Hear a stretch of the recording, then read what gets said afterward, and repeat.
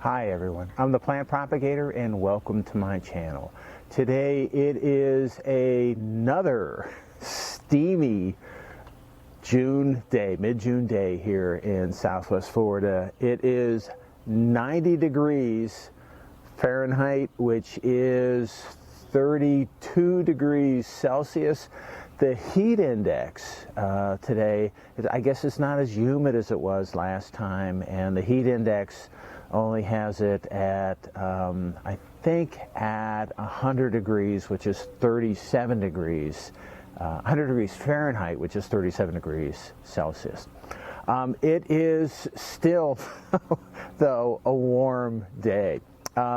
The orchids, we got a little bit of a breeze, but I'm looking, there's no clouds, so it's going to be another one of those days. And this is why this is such a great place to grow orchids outside, and this is why they do well. This is really perfect orchid growing conditions, and I'm a little warm, but you know, I just get used to it. All right, so what I have is a couple more orchids that I would like to share with you. Some cattleyas, and there's a little bit of a story behind each of these. So these two. So let's go over them in a little bit of detail, and I'll share with you what I have. So this is RLC Williams Drumbeat right here, and if you can't tell, the flower is really looking downward, so not a good trait. This is listed as Williams Drumbeat 35, which may mean, I think it means with this one, is that it was awarded.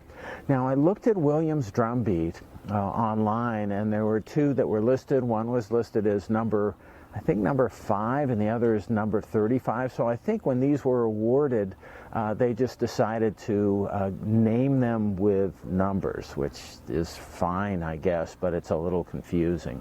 The parents of this is called Williams Drumbeat because the parents of this was Cattleya Drumbeat, but then RLC William Farrell. So but the plant itself is and the flower itself is huge, but you got to bend it way back to take a look at it.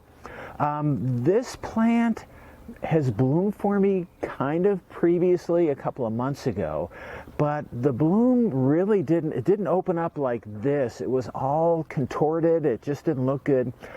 Even this bloom, there's one main bloom, as you can see here, but behind it are 3 additional blooms that are all kind of curved down. So I think if you look at the growth on this plant, I think there's some twisting and curling on this that may have resulted from how the plant was grown previously.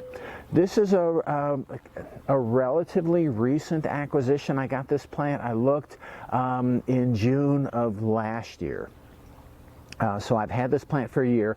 The new growth is a little bit straighter, a little bit better, but the old growth looks like it's all kind of twisted and curved. So I don't know whether the previous owner of this plant just was treating it with certain compounds that caused this twisting.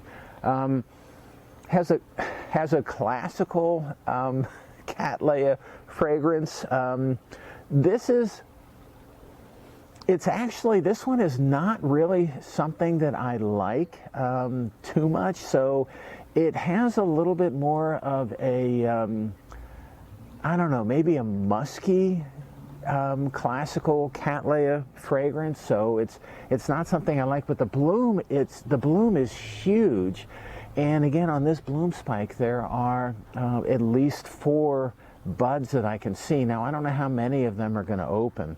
What I'm probably going to do with this after it after the flowers fade on this, is I'm going to have to repot this. This is in 100% lava stone from the previous owner.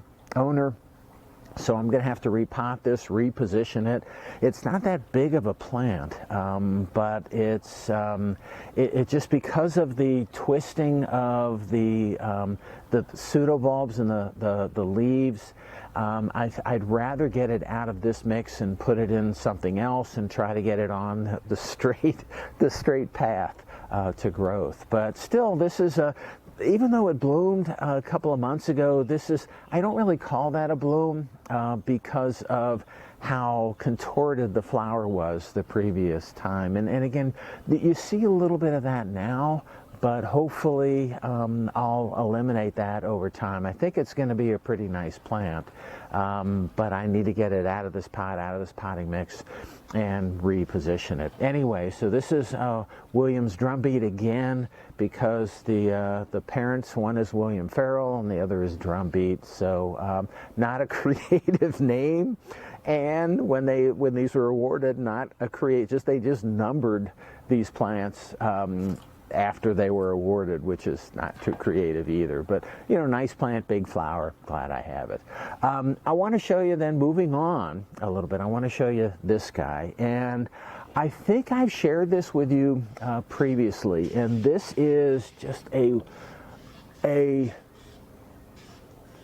my gosh, this is a beautiful flower, a wonderfully fragrant plant. It's intensely fragrant, but you know, one of the things that's interesting is I struggle. I don't know if you can tell, when I smell my plants and I try to describe the fragrance, I struggle with that. What I'm thinking of doing is setting up somewhere, either at a show or somewhere, with some of the fragrant cats that I have or other people have, and ask them to describe the fragrance, because it's kind of like when you're tasting a nice wine, and you want to say, okay, it's grapefruit and chocolate and it's got a little bit of this and a little bit of that, and you want to get the same thing with the orchid fragrance. And so this is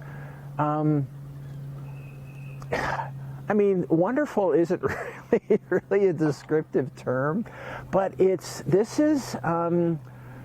think this is kind of, it's baby powder with a little bit of herbally fragrance. So it's just great. So it's kind of an herbally baby powder fragrance. If that means anything to you, that's the best that I can do. I need to really clean up. If you have some comments for me on how I can better describe the fragrance of these, send those to me. I'd be happy to try to modify that a little bit so that you can get a little bit more of a flavor, no pun intended, on what these things smell like. But this is a nicely fragrant plant, and it's strong, so it's really nice. But in addition to sending me some information on how I can better describe the fragrance, if any of you know what this plant is and what this cattleya is right here, let me know. It is listed, and this is my handwriting on this tag, it is listed as BLC Charles Super Gold. I looked this up. There is no such name in the orchid world. And the other thing is, it says super gold, but there's not much gold in here. There's a little bit of gold on either side of the throat of this plant. There's a little bit of gold. And I should also say, I think if my label isn't right, I'm not even sure if any of my records on this are right, but I think I've had this for about 4 years. It bloomed last time 6 months ago. It's blooming again now. So it's a really nice plant. I could use a name on it because I'd like to use it in my breeding program, because of the fragrance is really so incredible. It's a nice plant. It's blooming. It's bloomed 6 months ago like this, and now it's blooming again. And it's doing really, really great. I've tried to look this up and see if I could find something similar.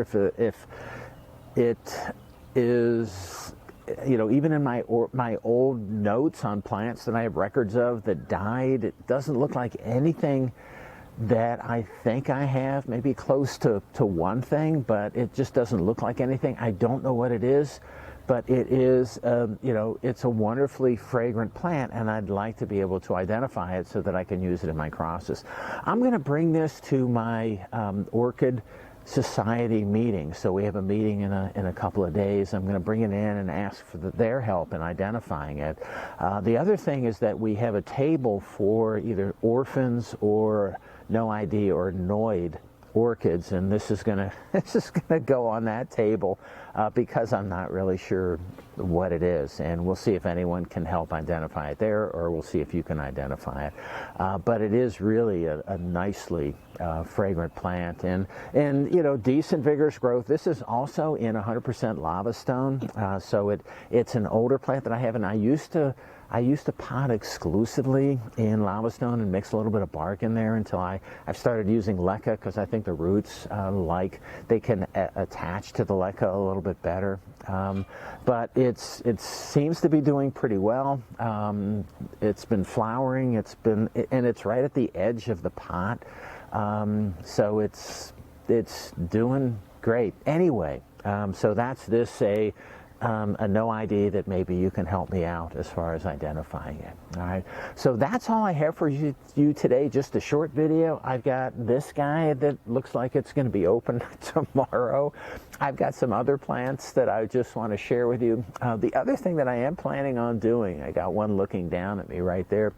I've got a lot of tampensis, Encyclia tampensis, that are blooming, and I've been crossing some of those onto the different tampensis, but what I'm going to do, I think, for fun, and I'll share this with you, is just cross a lot of stuff onto the tampensis.